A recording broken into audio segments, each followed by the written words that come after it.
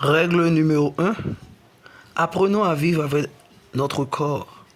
Le corps que vous avez reçu en partage restera le vôtre pendant toute votre existence. À vous de l'aimer ou de le haïr. À la minute où vous êtes venu au monde, vous avez reçu un corps. Et, que vous le vouliez ou non, c'est ce corps qui habitera votre esprit pendant toute votre vie. Votre personnalité est incluse dans ce corps.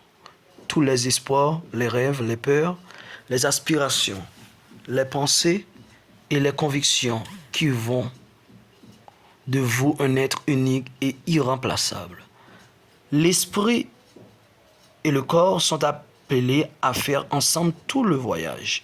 Et pourtant, ce sont deux entités bien distinctes. La destination de votre enveloppe charnelle est de servir de tampon entre votre être intime et le monde extérieur, et de vous transporter à travers l'existence. C'est aussi grâce à lui que vous apprendrez quelques-unes des leçons les plus fondamentales de la condition humaine. Si vous êtes attentive aux enseignements et aux cadeaux que votre corps vous offre, vous n'en serez que mieux préparé à conquérir la sagesse et la paix. C'est grâce à lui que vous accéderez aux connaissances de base qui vous permettront de progresser ensuite.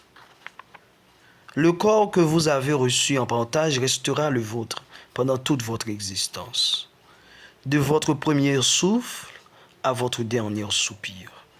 Libre à vous de l'aimer ou de le haïr, de l'accepter ou de le rejeter. Cependant, sachant que le grand marché de la vie n'a prévu ni échange ni remboursement, il paraît raisonnable de ne pas le considérer comme un banal récipient, mais plutôt comme un partenaire et un allié.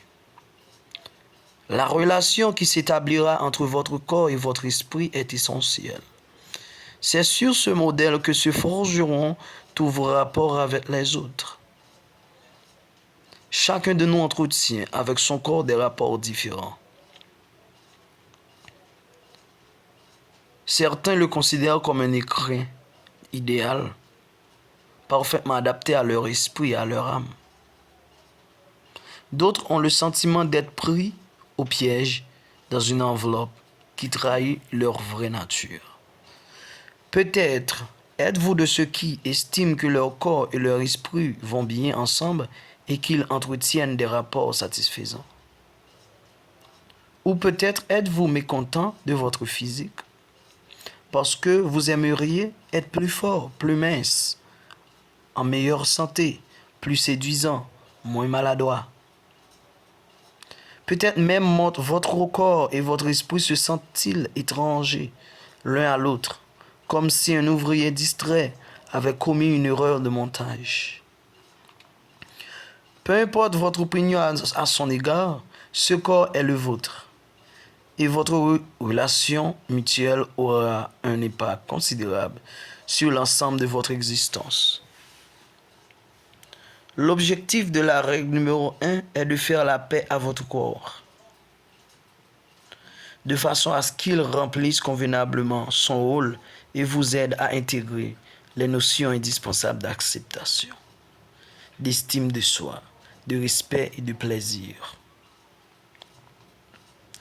Tout individu doit accueillir ces principes de base avant d'entreprendre avec succès le voyage de la vie. La vie est une succession de leçons qu'il faut avoir vécues pour les comprendre.